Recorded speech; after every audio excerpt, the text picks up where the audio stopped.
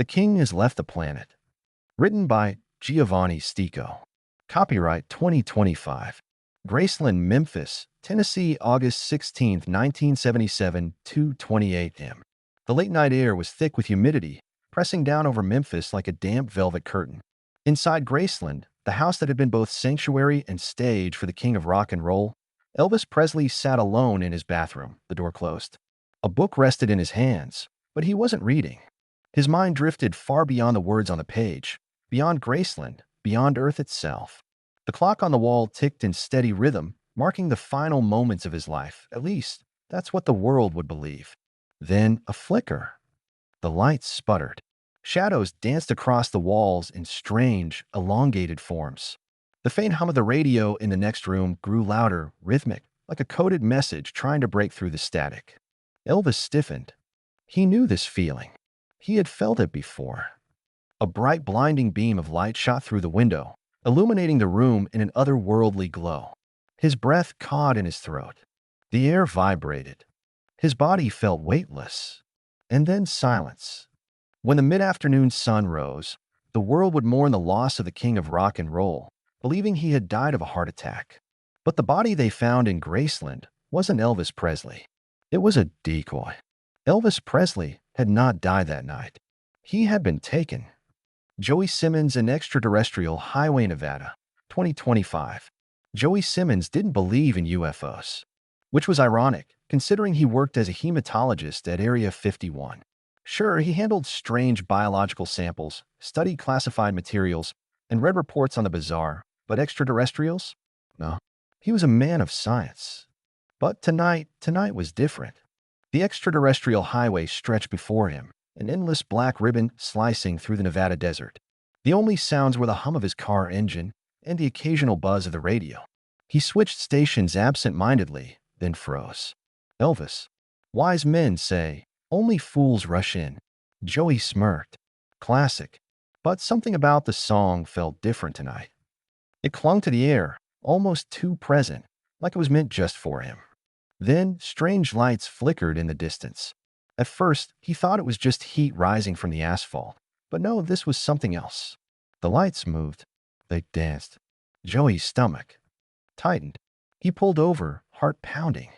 A beam of light shot down from the sky, engulfing the car in a glow brighter than the sun. The radio sputtered. The dial spun wildly. His body felt weightless. Then nothing. Joey gasped as reality shifted around him. He was no longer in his car. The air here buzzed with energy, thick and charged. The floor beneath him wasn't metal, wasn't stone, more like soft, pulsing velvet. Tall figures stood around him, their luminous eyes watching in eerie silence. He was led down a corridor that twisted in impossible ways before opening into a massive chamber. And there, seated upon a golden throne encrusted with jewels, was a man Joey never expected to see. Elvis Presley. Joey's jaw nearly hit the floor.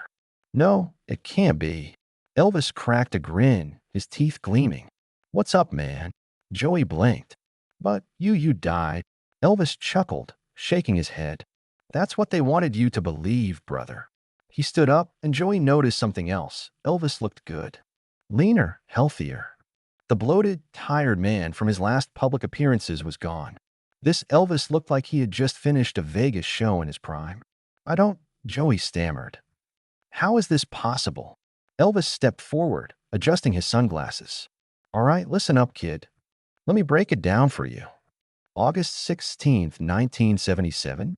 That wasn't my last night on Earth. It was my first night as part of this. He gestured around the massive hall. These folks? They're part of the Galactic Federation. Turns out they needed a leader. Not just some politician. Nah, they needed someone with style. Someone who could bring people together. And who better than the king? Joey just dared. Elvis continued. So they made me an offer. Come with them, help lead their people, or stay on Earth and fade away. And let me tell you, I'd already spent enough time fading away. Joey glanced around at the aliens standing in silent reverence. So, you're telling me you're a space king? Elvis grinned. Damn straight. And let me tell you, being a king up here, way cooler than back home. I got my own army, my own crew, and I don't got to deal with Colonel Parker taking half my cut. Joey ran a hand through his hair. This is insane. Oh, it gets better. Elvis leaned in, lowering his voice. There's a war brewing, kid.